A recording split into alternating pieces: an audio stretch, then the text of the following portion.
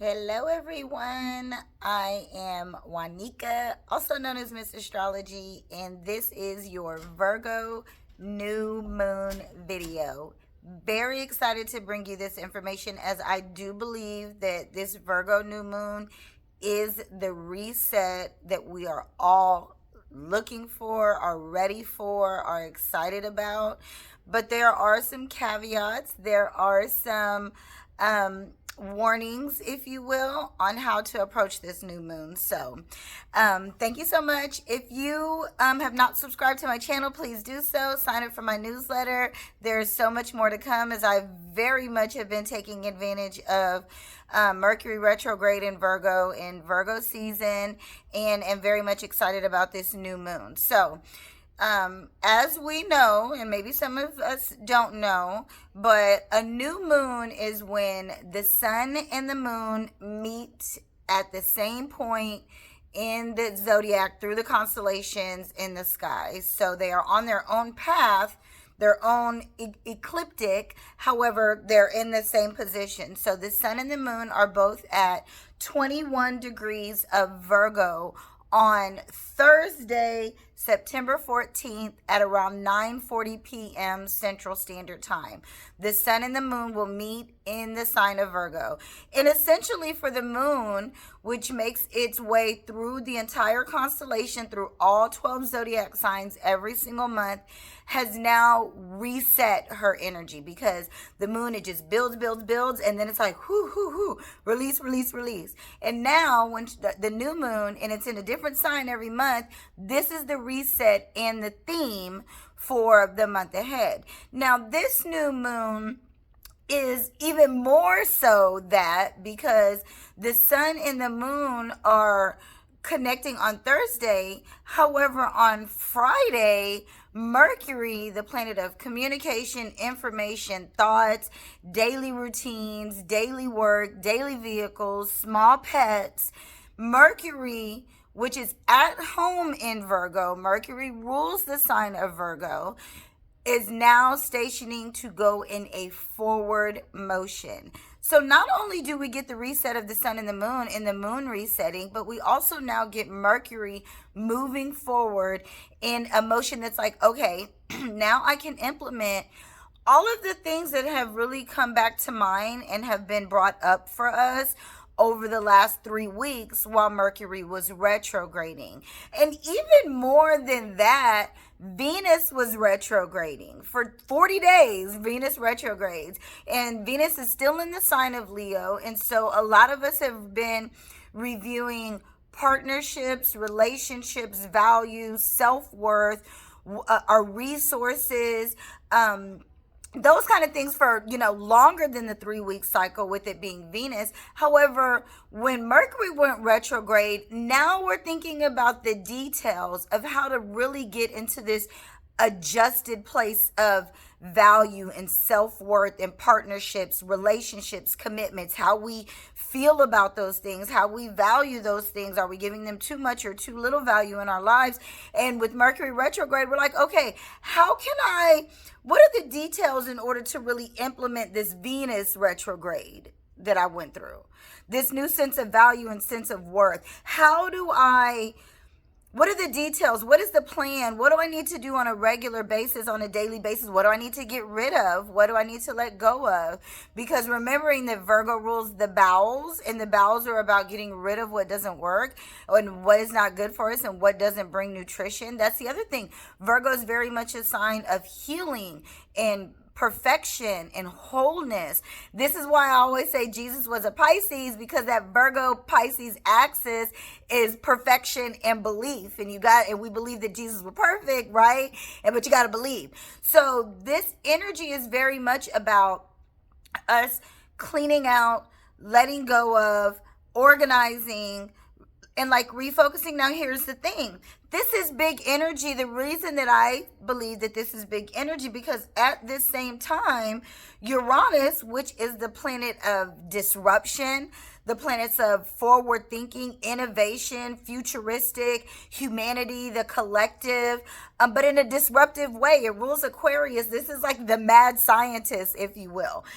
Uranus is at 22 degrees of Taurus, which is an earth sign. So Uranus, which is a big, slow moving planet, which therefore makes it very powerful, is involved in this transit. And what Uranus is really bringing to the table, or the energy that Uranus brings, not exactly sure what happened, but I will merge these two videos. Okay. Uranus is bringing something that's shocking, something that feels very futuristic or innovative, that feels very sudden, that feels very out of the box, that may include, partnerships that you never considered before, something that maybe feels a little bit uncommon, that doesn't feel like what you're supposed to be doing, or you're like, I never thought of it this way. That's pretty innovative. That's pretty smart. This is what Uranus is bringing to this new moon energy.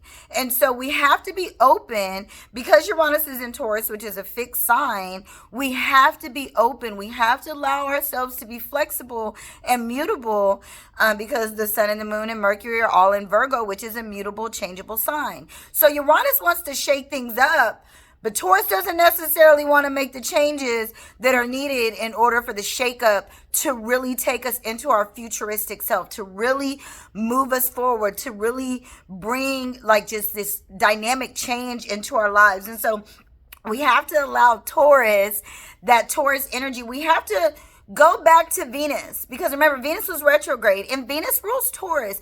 Go back to the ideas and what has been coming to heart, if you will, because it was Leo, in value, worth, partnerships, resources, security, beauty, all of those things. So when we're like, oh my God, this is such a change, this is such a, but I have been feeling like I'm not being fully valued, or I'm not getting all my resources, or I'm not partnering to the best of my abilities. And if I want to do that, I'm going to have to embrace this kind of shock, kind of sudden, kind of scary thing.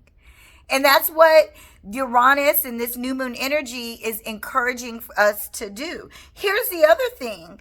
Pluto, which is the planet of complete transformation. And when I say complete transformation, I mean generational changes, generational transformation.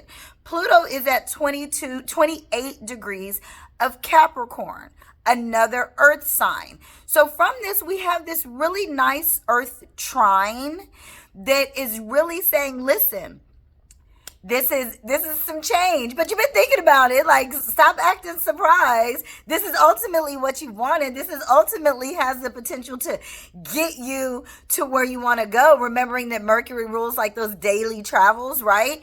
These daily things, this daily innovation, this sudden change really has the potential to get you where you want to go on your, it's like a daily thing that's new, that's sudden, but it's going to get you there, and it's going to bring that generational transformation, that generational change that you have been seeking, that so many of us have been seeking. Now, here's the thing. The sun and the moon are weakest in this energy, and they are an immutable sign, and Mercury is pretty weak as well. We don't have to make these changes. Okay, we don't have to embrace this energy, but there's a shock still coming. There's something that at some point your future's going to change, and that could be good or bad. This moon and this new moon with Mercury involved is giving us all the ideas, all of the routine. We know what to do. We know what I's to dot and what T's to cross. We know what to get rid of. We know what to clean out. We know where to get more organized. We know what it is that we need to do on a daily basis, what new route we need to take, what new routine we need to implement, what new health routine, what new habit that we need to implement, or what habit we need to let go of. We know what to do, so this isn't shocking. However, the planets, they're easing us into it. They're bringing it to the forefront. They're supporting this change, but they're not going to force it. Now, they're not going to force you to change. However, Uranus and Pluto are very slow generational planets. They're going to force some transformation. They're going to force some shakeup. Whether it be good or bad is up to us and how we implement this new moon energy and how we embrace this new moon energy. One last thing that's involved is across the sky, we do have both Neptune at 26 degrees of Pisces, and then Saturn is involved. Saturn's not really involved because it's at 2 degrees of Pisces, but it's still across the sky. It's still an opposition by sign. And Saturn is a slow moving planet. It will be in Pisces for the next 2 years. It's literally only at 2 degrees. So it's really just kind of gotten into its trek. And it's even in a retrograde motion right now. And so we may not really feel like, I think for a lot of us, we're going to expect this to be easy. Okay, Neptune is in Pisces. Neptune rules Pisces. So let's be realistic now. Okay, we're going to have to put in the work. We're going to have a routine. We're going to have a ritual. We're going to have to be very systematic. We're going to have to analyze. We're going to have to be practical. We're going to have a plan. And we're going to have to be willing to move with the plan, because this is mutable energy that this is being reset in. Don't be delulu, which Neptune and Pisces can very much make you delulu right now. Don't be delusional. Now, dream big. Manifest, say your affirmations, do your ritual work, do all that woo-woo type stuff that they like to call it, the magic, the belief, the manifesting, do that. But faith without works is dead. This is that Pisces Virgo axis. You have to believe. You have to believe you can make all the money. You can make all the changes. You can have the relationship. You can have the career. You can change your body. You have to believe that you can do it. But then you can't just sit there and dreaming about it and complaining about it or wishing upon a star about it. We have to do the work. We have to have a plan. We have to implement some things. And as long as we do that under this new moon energy, we are sure to really embrace the shakeup, embrace the innovation, embrace what this forward motion that we're being moved into, and really are in a position to bring real transformation, real rising, phoenix rising, that real refinement, if you will, not just to us, but for those of us to come. This is really, really good energy. Specifically, the signs that have I think that are going to have the best time with this, while also the easiest to be delulu, are going to be the mutables. So that's Gemini, Sagittarius, Virgo, and Pisces. This is really good for you 4 signs. For us 4 signs, because I am a Sagittarius and I do have Saturn in Virgo. So this is good for the mutable signs. However, if the mutable signs don't get up and do the work and don't get to it and don't stay focused, because mutable energy is like squirrel. Like mutable energy will get distracted, will give up. And if that's what happens, mutables, you're not going to really see the benefit of this. You're not going to really truly reap the reward. However, you have the potential to benefit the most from setting intentions with this. I think the signs that may have the most difficult time with this, just because it's going to require a lot of change, are going to be, of course, the fixed signs. So that's Taurus, Scorpio, Leo, and Aquarius. This is not going to be easy for you. This is not going to be easy for you to implement a new routine, to implement new rituals into your life, to let go of things, to get rid of things, to clean out things.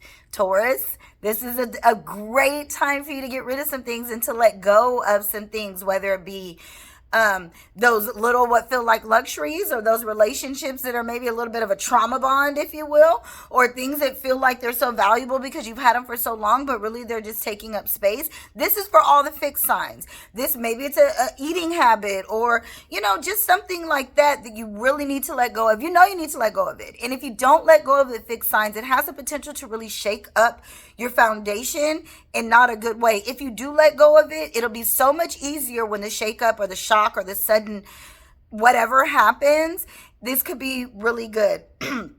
Easily to go either way, which I think is a very neutral energy, is going to be for the cardinal sign. So that's Aries, Libra, Cancer, and Capricorn. I do think Aries and Libra are going with their own. They have whole other set of issues that they're working with and dealing with the nodes in Aries and Libra right now.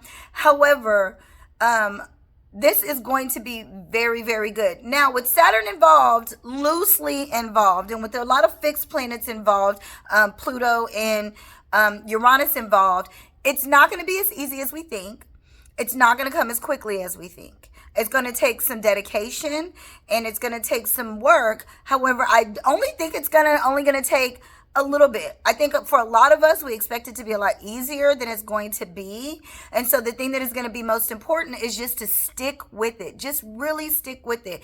I honestly believe that we'll start to see some real changes and some real forward motion on whatever it is that we are implementing when Libra season gets here, which is only a couple of weeks away. And then once the eclipses happen, then this is going to really like kind of catapult us in to that next chapter. And really from Libra season to Aries season, so from fall to spring for this next 6 months, this is the potential for us to really see some changes, some amazing changes in our lives, some real forward motion, some just real activity, some real progress, some real cardinal stuff, getting away from groupthink, if you will, or leaning more into what others have to offer. It's going to definitely depend on your chart, but Libra season to Aries season, if we implement, has the potential to be very, very good. And so the key is to implement. Now, setting intentions, remember the new moon, even though this happens Thursday evening, this is the same energy as if you are returning home from a vacation, right? You need like a day or two just to get back settled into home before you're ready to go to work. One of the worst things you can do is come in from a week-long vacation on a Sunday night and have to go back to work Monday morning, right? You need a day to unpack. You need a day to wash clothes. You need some time to settle in, to decompress, to check the mail, to make sure everything around the house is good. So I say that to say that the new moon, who has returned to her place of home on Thursday evening, is not quite ready for the intention setting. I would actually save that for Saturday morning, or maybe just all weekend, maybe Friday night into Saturday morning, really setting intentions with this being Virgo energy. That's very earthy. It's the sun and the moon and Mercury and earthy. Very much a time to write that to-do list. Put it on paper, set some time to think about all the what ifs, all the details. Virgo loves the details. I would really just set aside some time to really set that intention, to write down the plan, to write down the goals, to review them, to really think about any of the details that you may be missing. If you have that real mutable energy, maybe you want to go over these things with a friend so they can help you kind of figure out what you may be missing or think it through. Mercury and Virgo loves to think. So think it through, write it out, write the plan. How does it go? Write the plan, make it plain, write it out. And know that, see the work, have the faith. Of course, wish upon a star, if you will. Wish upon a new moon. That's the belief. That's the faith. Sit outside under the moon. Write this out. Make a plan for it and really be ready to do the work. Don't look for the rewards right away. They're going to come all of a sudden. They're going to shake up your world, but get ready for it. Have the plans and the details together. And yeah, happy new moon in Virgo. Until next time, you guys. Peace.